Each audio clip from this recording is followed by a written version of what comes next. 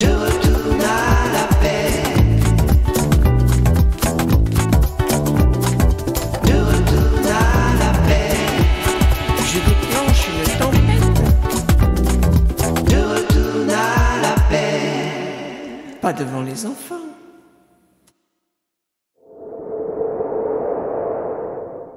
Salut les amis, Chaman Chorizo vous parle des Américains, où j'ai vu beaucoup d'Américains. Alors d'abord, si vous voulez suivre ce dont je parle, vous pouvez me suivre sur X, serviteur de paix. Je suis serviteur de paix sur X et c'est tout ce dont je vous parle, les vidéos auxquelles je fais référence, elles se trouvent sur mon compte X, Twitter, donc vous pouvez aller là et vous y verrez, c'est tout en anglais hein, parce que c'est les informations américaines, mais si vous voulez me suivre, vous pouvez me suivre sur X à serviteur de paix. Aujourd'hui, on va parler de deux sujets. Le premier sujet, c'est le poste de ministre qui a été promis à Robert Kennedy, parce qu'il a parlé de ça cette semaine. Un autre sujet que je veux vous soumettre aujourd'hui, c'est une chaîne new-yorkaise d'un gars qui s'appelle Cash Jordan, qui parle beaucoup de ce qui se passe à New York, parce qu'il y a des événements en ce moment qui se passent à New York qui sont des événements colossaux, des choses très importantes et très intéressantes à observer.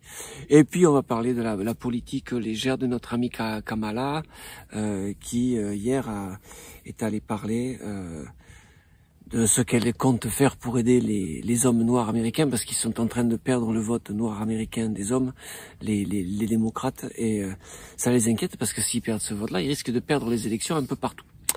Donc on va parler de ces trois sujets. Alors le premier sujet, c'est cette histoire de Robert Kennedy Jr. qui s'est fait promettre le poste de ministre de l'Agriculture en fait.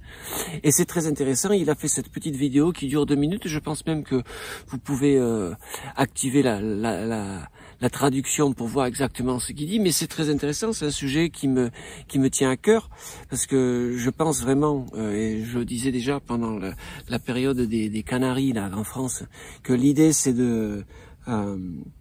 si on peut reprendre le contrôle de la production de nourriture dans les 15 ou 20 prochaines années, on peut reprendre le contrôle politique, parce qu'en ce moment, la politique de l'Ouest, elle consiste à contrôler la terre, à contrôler l'eau, à contrôler la nourriture, et si tu contrôles ça, tu contrôles les gens.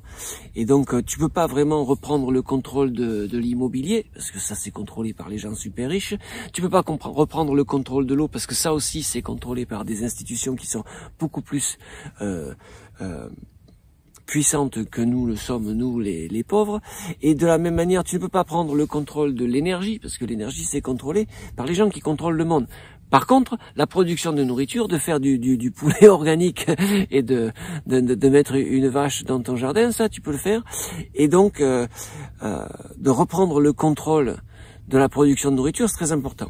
La position de Robert Kennedy, c'est qu'il observe qu'il y a une crise, ce que notre ami, comment il s'appelait, Beauvais appelait la malbouffe, et que les conséquences de la malbouffe, tu peux les voir ici aux États-Unis, ça rend les gens gros, et je crois qu'aux États-Unis, 35% des gens sont obèses, presque un enfant sur 2 a du diabète. Il y a une vraie crise sanitaire ici à cause de la nourriture d'extrêmement mauvaise qualité. Et le poste qui a été promis par Donald à Robert Kennedy, c'est le poste de ministre de l'Agriculture. Il est très clair dans cette vidéo. Alors après, c'est la politique, ce que les politiciens vont faire avant qu'ils soient élus et après qu'ils soient élus, c'est toujours un peu différent. Mais ce qu'il promet de faire, c'est de libérer la production de nourriture à petite échelle. Comme je le dis toujours, mon cheval de bataille, c'est que un des problèmes fondamentaux de l'Ouest, c'est qu'on produit la nourriture de façon industrielle, que c'est de la connerie. Ça provoque des catastrophes écologiques absolument colossales, et on peut arrêter tout ça. Tout ce qu'il faut faire, c'est arrêter de bouffer des choses produites de façon industrielle. Et puis faire remigrer les gens vers la campagne pour qu'ils produisent de la nourriture à plus petite échelle, pour la proximité, pour la localité. Ça crée de la nourriture de meilleure qualité, qui est meilleure pour la santé des gens, qui est meilleure pour la santé de l'environnement. Donc c'est son cheval de bataille à Robert Kennedy, c'est mon cheval de bataille, c'est pour ça que je soutiens cette campagne et que j'essaie d'expliquer aux gens ce qui se passe ici, parce que je crois que l'idée si on pouvait mettre des bâtons dans les roues de l'agriculture industrielle et libérer l'agriculture locale et organique, on ferait du bien à tout le monde et particulièrement à l'environnement, aux rivières, aux cycles de pluie, à toutes ces choses qui souffrent énormément de la production de nourriture industrielle. Donc c'est le premier sujet. Allez voir, c'est une petite vidéo de 2 minutes. Vous pouvez trouver ça sur mon X, sur mon compte X. Cette vidéo de Robert Kennedy Jr. très intéressant. Une autre personne que je suis, c'est un type qui a une chaîne qui s'appelle Cash Jordan et qui parle beaucoup de ce qui se passe à New York. Alors, le problème de New York, c'est un problème d'immigration, et le problème d'immigration aux États-Unis, c'est relativement simple. Tu as le Parti démocrate qui dit qu'ils veulent faire quelque chose à propos de la frontière sud, mais quand tu lis leurs essais, quand tu lis les opinions et les conversations qu'ils ont, en fait, leur objectif, c'est d'ouvrir la frontière entièrement pour laisser les gens rentrer, pour compenser le manque de natalité américain et transformer la société américaine progressivement. Donc, ils ont aucune intention de contrôler l'immigration. Pour eux, contrôler l'immigration, c'est légaliser les gens qui viennent de façon illégale.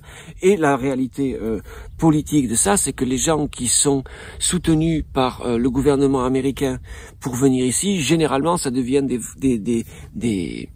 gens qui votent pour le Parti démocrate, en tout cas dans un premier temps. Et donc c'est une façon d'importer des gens qui votent pour eux. Et c'est surtout des gens qui sont beaucoup plus contrôlables que les Américains qui sont habitués à vivre d'une manière différente. Alors pourquoi c'est important à New York?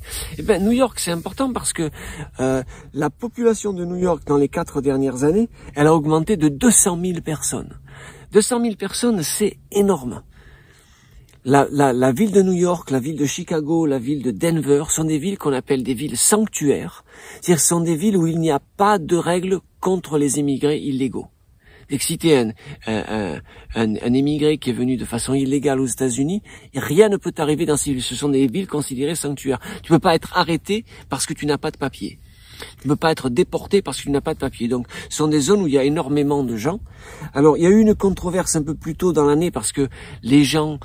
les États du Sud, le Texas, l'Arizona, pas l'Arizona, le Texas et la Floride, ce qu'ils faisaient, c'est qu'ils affrétaient des bus et que les gens qui passaient la frontière et qui se trouvaient dans les villes de Floride et du Sud du Texas, eh bien, ils mettaient dans des bus, ils y allaient là-bas parce que là-bas, c'est bon. Ils vous donnent des sous, ils vous logent.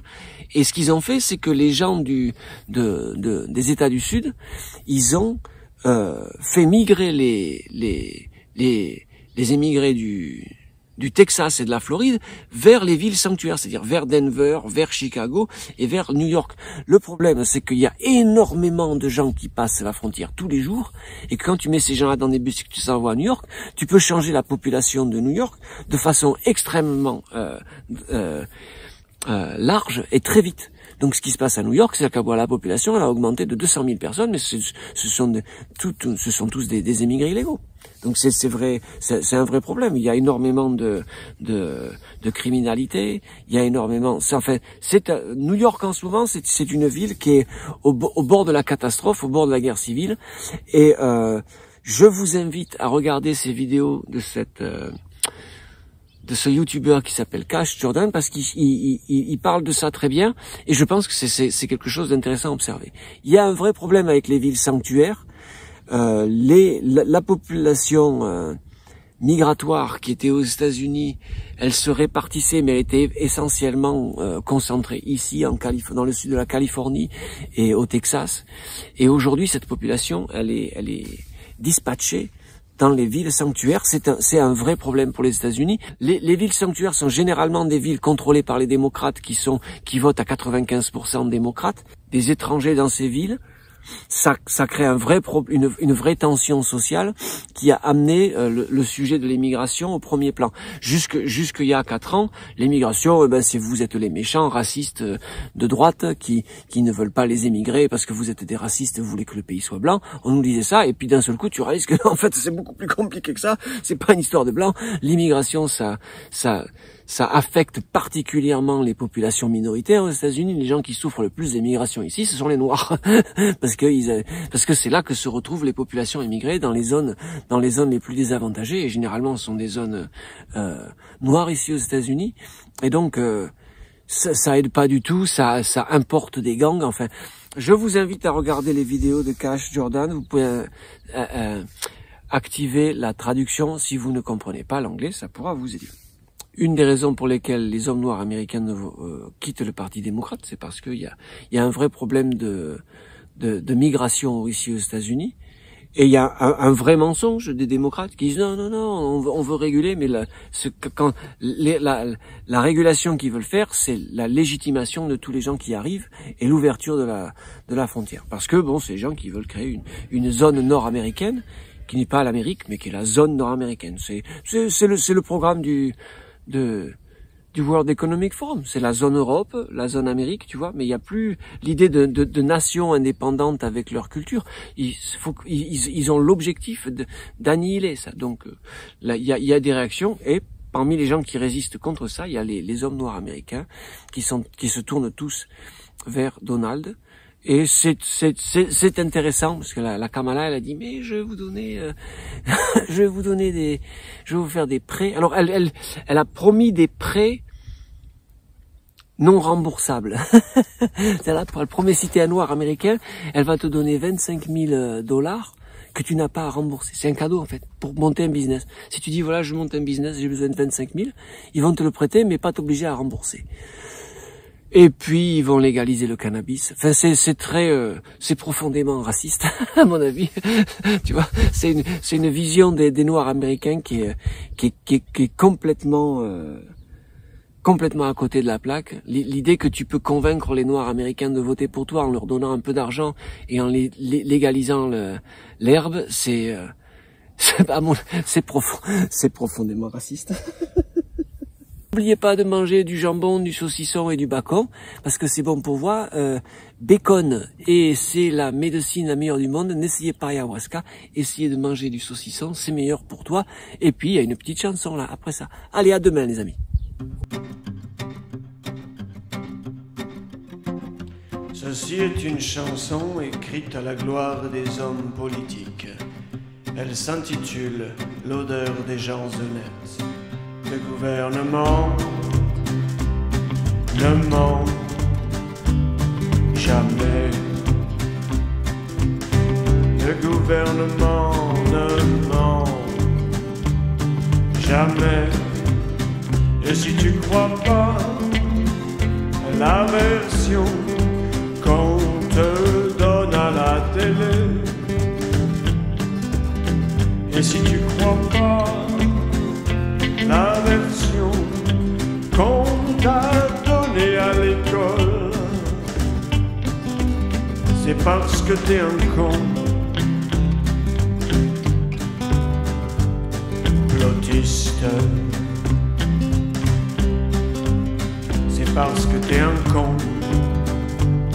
Plotiste, les banques sont là pour te faire gagner de l'argent, les assurances sont là pour te protéger.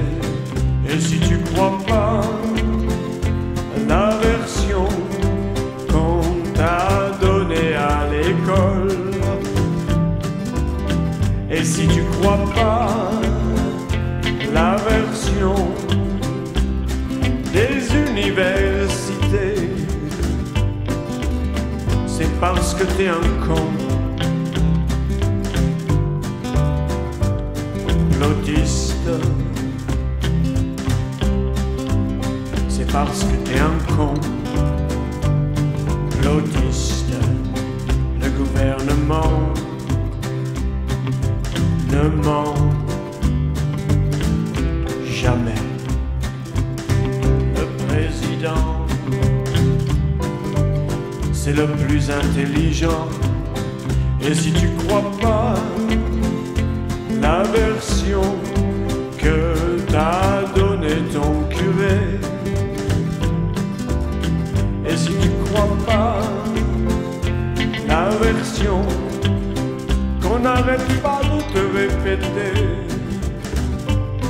Mon bougre, c'est parce que t'es un con. L'autiste, toi mon bougre, tu es un con. L'autiste, le gouvernement